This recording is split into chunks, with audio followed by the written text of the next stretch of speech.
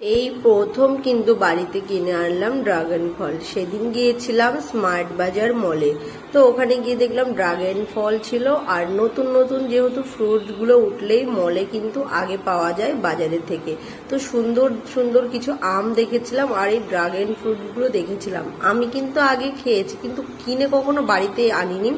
তো যাই হোক, হাজবেন্ড বললো নিয়ে চলো, বাচ্চাদের খাওয়াবে, এই ফলটা কিন্তু খাওয়া খুবই ভালো। তো যাই হোক, এটা নিয়ে আসলাম। আর আমি আগে একবার খেয়েছিলাম, তখন না মিষ্টি না ঝাল না নোনতা কিছুই বুঝিনি, প্লেন লাগছিল। তো যাই হোক, বাড়িতে নিয়ে এসে কিন্তু প্রথমবার কাটছি।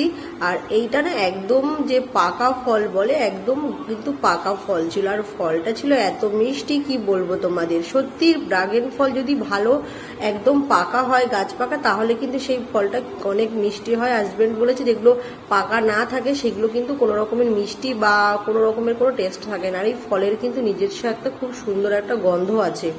যে কোনো ফলেরই নিজস্ব একটা স্বাদ এবং গন্ধ থাকে। আর এই ড্রাগন ফলটা কিন্তু এতটা মিষ্টি ছিল, আমি মানে কি বলবো তোমাদের। সত্যি আমি এই আগে একবার খেয়েছিলাম, তখন অতটা ভালো লাগেনি, কিন্তু এটা খুবই একদম সুন্দর ছিল।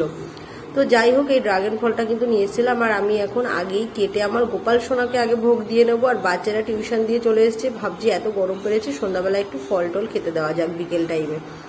তো যাই হোক, আর বাড়িতে এসেছিল একজন প্রভু মাতাজি আর ওনার ছোট্ট কিউট পাড়া একটা বেবি, যার অন্নপ্রাশন গিয়েছিল। আমি কিছুদিন আগে তোমাদের মাঝে ফটো শেয়ার করেছিলাম। তো যাই হোক, 700-র মতন আম নিয়ে এসেছিলাম। ওর মধ্যে কিন্তু 3টে আম কিন্তু বেশ ভালো মিষ্টি ছিল। আর এই আমটা কেন জানি ভিতরে মনে হচ্ছিল একটু সাদা সাদা। যাই হোক, এটাও বেশ ভালোই মিষ্টি ছিল। এগুলো কিন্তু বাইরের আম। তো যাই হোক, এই ভিডিওটা কিন্তু বেশি বড় করলাম না, তোমাদের মাঝে খালি শেয়ার করলাম ড্রাগন ফল প্রথম বাড়িতে কাটলাম। আর তোমরা কে কে খেয়েছো আর কার কার এই ফলটা কেমন লাগে অবশ্যই কমেন্টে জানিও।